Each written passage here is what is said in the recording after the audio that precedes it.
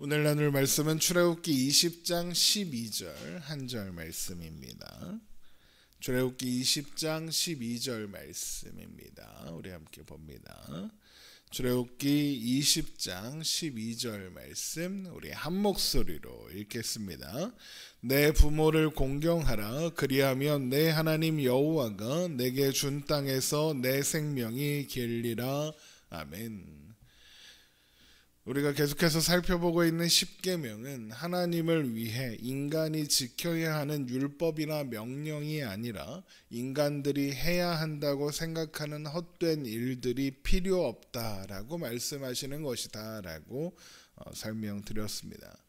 하나님이 인간에게 하지 말라고 하시는 게 아니라 오히려 하나님이 우리 하나님이 되시겠다는 약속이고 하나님이 일하실 것이며 하나님이 우리를 책임지시겠다는 약속 또한 선언이라고 했죠.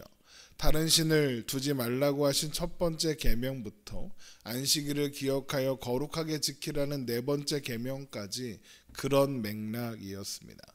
그러면 이어지는 다섯 번째 계명부터 열 번째 계명은 어떻겠습니까? 그런 맥락이 다섯 번째에 와서 갑자기 바뀌겠습니까? 그럴 리가 없는 겁니다.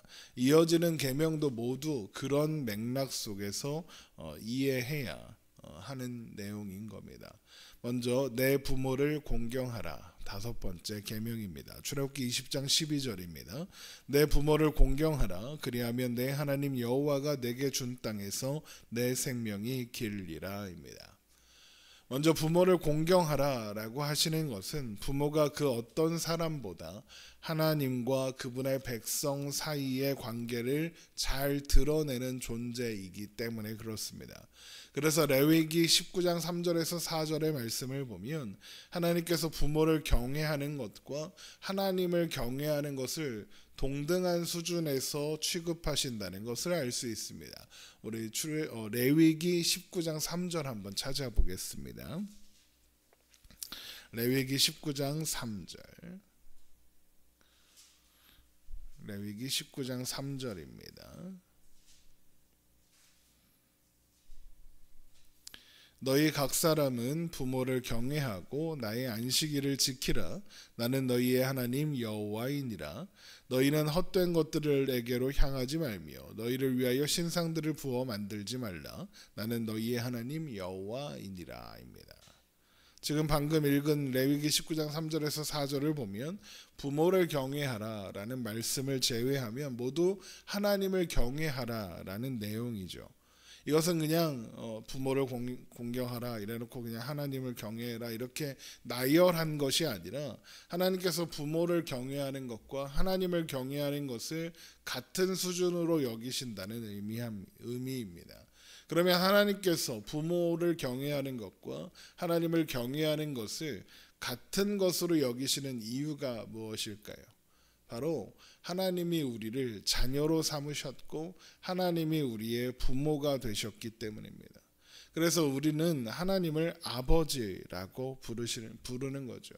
그래서 예레미야 3장 19절을 보면 너희가 나를 나의 아버지라 하고 나를 떠나지 말 것이니라 라고 하시는 겁니다. 하나님을 아버지라고 부르는 것은 하나님이 남자다 이런 뜻이 아닙니다. 고대 하나님께서 아버지로 자신을 칭하시는 것은 고대에 자녀를 책임지는 역할이 아버지에게 있었기 때문입니다. 아버지는 자녀에게 모든 것을 물려주고 자식의 모든 것을 책임지는 존재죠. 그러면 하나님은 어머니이시지는 않습니까? 하나님은 어머니의 역할을 하십니다. 하나님은 우리의 어머니도 되신다는 거죠. 그래서 이사야 49장 15절을 보면 여인이 어찌 그 젖먹는 자식을 잊겠으며 자기 태에서 난 아들을 긍휼히 여기지 않겠느냐. 그들은 혹시 잊을지라도 나는 너를 잊지 아니할 것이라 라고 해서 젖먹이는 여인의 하나님을 비유하는 것을 볼 수 있습니다. 어머니가 사랑으로 자녀를 먹이고 입히고 돌보며 자라게 하는 것처럼 하나님께서 우리를 먹이시고 입히시며 돌보아 자라게 하신다는 겁니다. 출애굽한 이스라엘 백성들에게 광야 생활 내내 내렸던 만나, 그리고 한 번도 낡아지거나 해진 적이 없는 옷과 신발이 그런 하나님의 돌보심의 증거입니다. 하나님이 우리의 아버지가 되시고 또 어머니가 되시는 겁니다. 우리의 부모가 되신다는 거죠. 물론 이렇게 말했다고 해서 이게 하나님이 아버지 하나님 따로 있고 어머니 하나님 따로 있다, 이런 의미는 당연히 아닙니다. 그렇게 말하는 이단들이 있습니다. 그런 식으로 말하는 건 성경을 자기들 마음대로 해석한 무지와 무식의 결과입니다. 하나님께서 아버지의 모습과 어머니의 모습을, 그 역할을 다 가지고 계신다는 거지, 아버지 하나님 따로 어머니 하나님 따로 있다는 건 아닙니다. 그런 소리 들으시면 그냥 이단이구나 라고 생각하시면 됩니다. 하나님은 우리의 부모이십니다. 우리는 그분의 자녀고요. 우리 부모이신 하나님께서 우리에게 육신의 부모를 공경하라, 경외하라 라고 하시는 것은 하나님의 하나님 되심, 그러니까 하나님의 선하심과 신실하심을 보여주는 모형으로서 부모를 허락하셨기 때문입니다. 마태복음 7장 11절을 보면 이런 말씀이 있습니다. 너희가 악한 자라도 좋은 것으로 자식에게 줄 알거든 하물며 하늘에 계신 너희 아버지께서 구하는 자에게 좋은 것으로 주시지 않겠느냐 그럽니다. 악한 자라도 자식에게는 좋은 것으로 주려고 한다는 겁니다. 악한 자라도 자식은 안전하게 보살피려고 한다는 겁니다. 물론 오늘날 가정이 무너지면서 부모면서 부모 같지 않은 사람들의 이야기가 뉴스에 많이 나오고 있지만, 그것은 세상이 얼마나 죄악으로 가득 차 있는가를 보여주는 것일 뿐이지, 정상적인 부모라면 비록 한계가 있다 할지라도 자식에게는 선하고 자식에게는 신실하고자 하는 겁니다.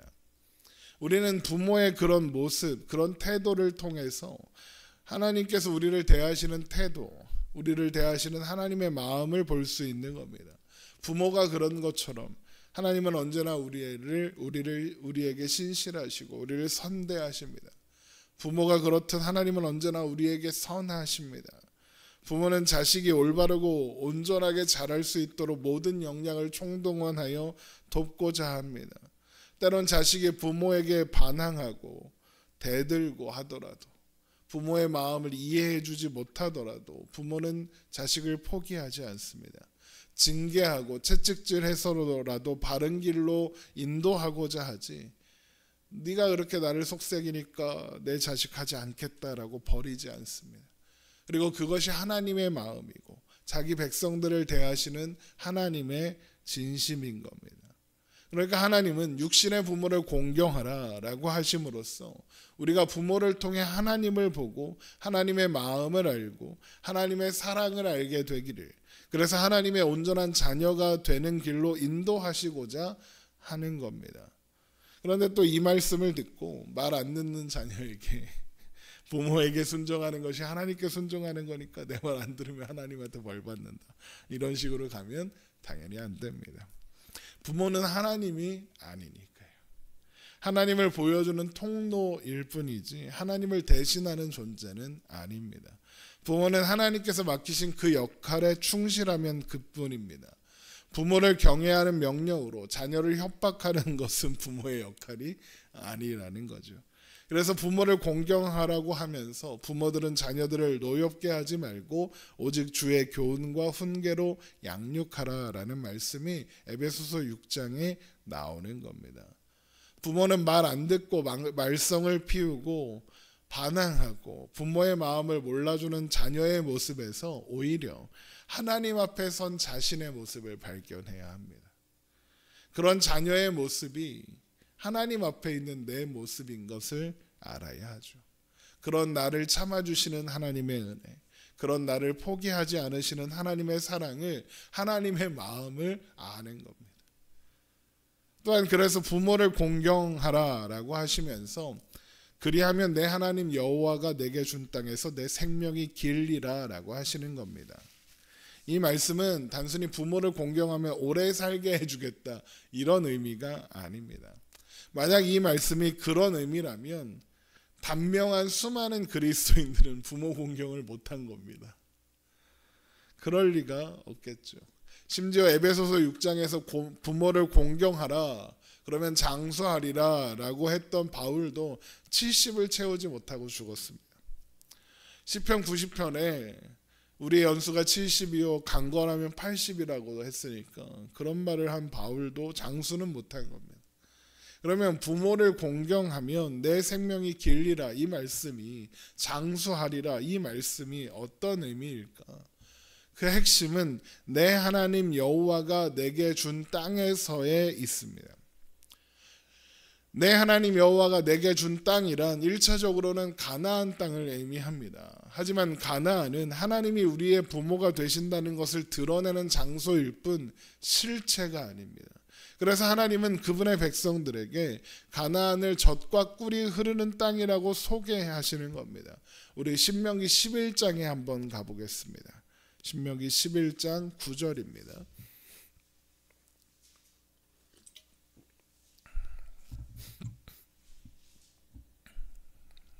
신명기 11장 9절입니다.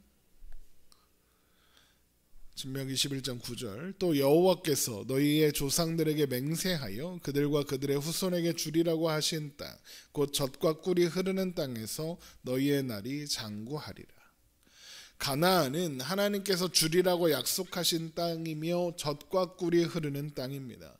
하나님께서 부모가 그러는 것처럼 그분의 자녀들을 먹이시고 돌보시는 땅이다라고 하는 거죠. 그러면서 뭐라고 하셨습니까? 그 땅에서 너희의 날이 장구하리라. 내 생명이 길리라와 같은 말입니다. 하지만 가나안이라는 장소 그 자체가 중요한 게 아닙니다. 가나안이 가나안인 것은 하나님이 주신 땅이고 하나님이 돌보아 주시는 땅이기 때문에 그렇습니다. 신명기 11장 12절을 보십시오. 내 하나님 여호와께서 돌보아 주시는 땅이라 연초부터 연말까지 내 하나님 여호와의 눈이 항상 그 위에 있느니라 하였습니다. 만약 하나님이 함께 하시지 않으면 거기가 오늘날 가나안, 팔레스타인 그 땅이어도 그곳이 가나안이 될 수는 없는 겁니다. 하나님이 함께 하시는 장소가 가나안인 겁니다. 그러면 내 부모를 공경하라 그리하면 내 하나님 여호와가 내게 준 땅에서 내 생명이 길리라 이 말씀은 하나님께서 오래도록 그러니까 영원한 부모가 되어서 영원히 돌보겠다, 영원히 지키겠다 그런 의미가 되는 겁니다. 그래서 메시아가 와서 어떤 역할을 할 것인가에 대해서 예언하고 있는 이사야 53장에 이런 말씀이 나오는 겁니다. 제가 읽어드리겠습니다. 이사야 53장 10절입니다. 여호와께서 그에게 상함을 받게 하시기를 원하사 질고를 당하게 하셨은즉 그의 영혼을 속건 제물로 드리기에 이르면 그가 씨를 보게 되며 그의 날은 길 것이요 또 그의 손으로 여호와께서 기뻐하시는 뜻을 성취하리로다입니다. 메시아가 상함을 당하고 질고를 당하여 그의 영혼을 속건 제물로 하나님께 드리면 메시아는 그의 씨 그러니까 자손들을 보게 되고 그래서 메시아의 날이 길어질 거랍니다. 메시아의 자손들이 누구겠습니까? 예수님의 자손이 누굽니까? 예수님을 믿는 모든 신자들 바로 우리들이죠.